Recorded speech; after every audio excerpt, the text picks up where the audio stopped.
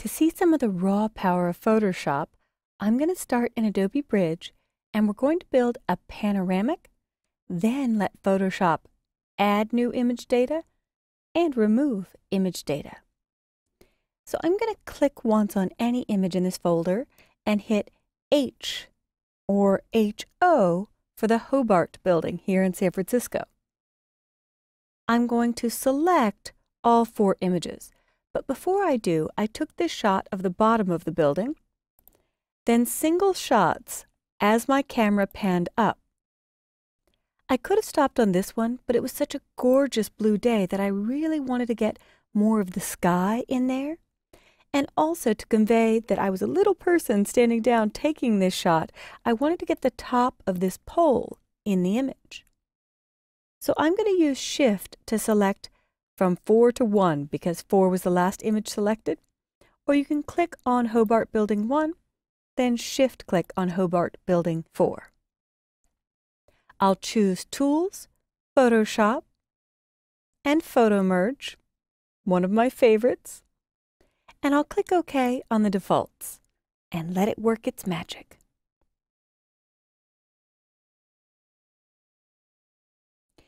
Now I'm going to maximize Photoshop to fill my screen, and I notice it's a little bit crooked, but when I hit C for the crop tool or click the crop tool, I can actually straighten it as I crop.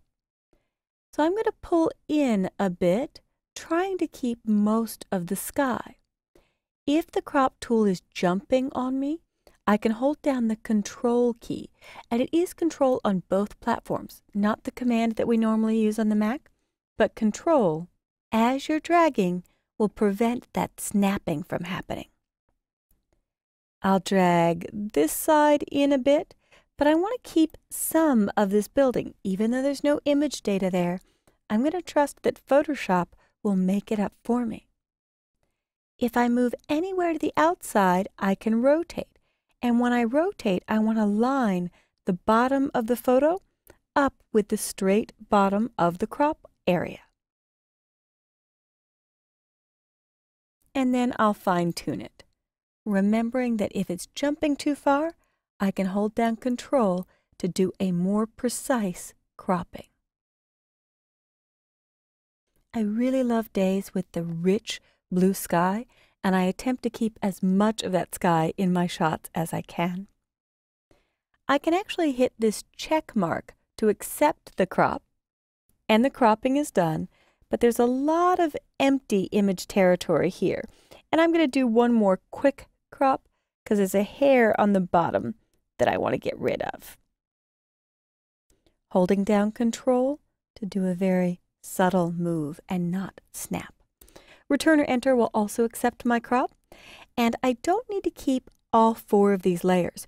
I could Shift-click again to see the blending and scaling that happened on each layer mask, but I'm simply going to choose Layer, Flatten Image. And I've got a much more reasonable file size, just under 7 megs. Now, if you look at your Tools panel, underneath the Quick Selection tool, if you click and hold for 2 seconds, you'll see the Magic Wand tool, or right-click will also bring it up. When I select the Magic Wand, I'm going to click once on the white area at the top. Now this detail is a bit blown out, so let's see if I can get only the white. If this is too white because the sun is shining directly on it, I'll let it be included. So I'll choose Select, Deselect, and on the Magic Wand, I can lower my tolerance to 1. Grab one color level, just the white, and I'll click once again. So a little bit of this white creeped in, but I'm going to let it go, and I'll choose Select, Modify, Expand by 10 pixels. 10 seems to be a good magic number for me. And then I'll choose Edit, Fill, leave it on the default Content Aware, and click OK. And it actually made up New Sky.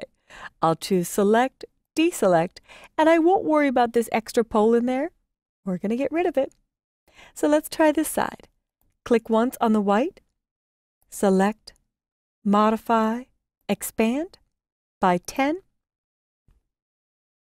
edit, fill, content aware, and click OK. Oh, it made up new building. It even got the shadow. It's beautiful. Now, it's not 100% perfect, but I'm letting my perfectionism go just to show you really cool stuff. So, select, deselect, and now we'll try the very cool Spot Healing Brush. Spot Healing Brush would let me paint over this little piece that I don't want in the sky. It's so quickly, magically gone. It's amazing. I'm going to hit Command plus or Control plus a couple times to zoom in and scroll down, and a little bit of this flagpole was duplicated. So let's see if I could paint that away. Why, yes, I can. In fact, you can go right along seams and it will wipe them out altogether. I'll undo that, and I would say if you wanted to keep this straight, really the clone stamp tool is the best way to do it, but I could get rid of the seam altogether if it's too much of a telltale. And no one but me will ever know. Just for fun, to finish this off, I could try going up into the sky, and I'll make my brush size bigger and painting away this. Wow, it's completely gone. Let's go even bigger and see if we can wipe out this whole pole.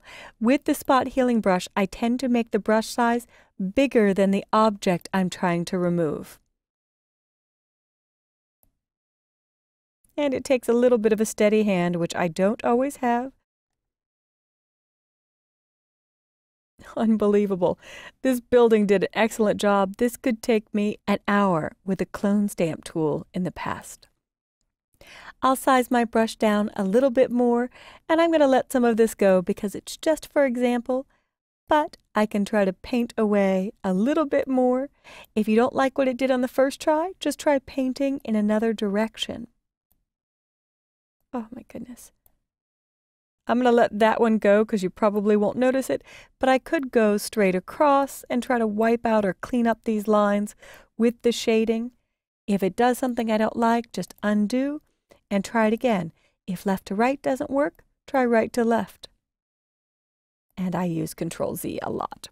But if I fit in window, Control 0, or view, fit on screen, this might just be a highlight. I could do more, but this is pretty astounding in the small amount of time it took me to stitch these 4 images together into one seamless panoramic and get the true scope and spans of a place by letting Photoshop add new sky or add new building and wipe out objects that are distracting to the shot. So collect some of your own images or grab your smartphone or camera and get out there and take shots of beautiful views, just leaving a little overlap in each shot so that Photoshop can stitch them together for you. Happy shooting!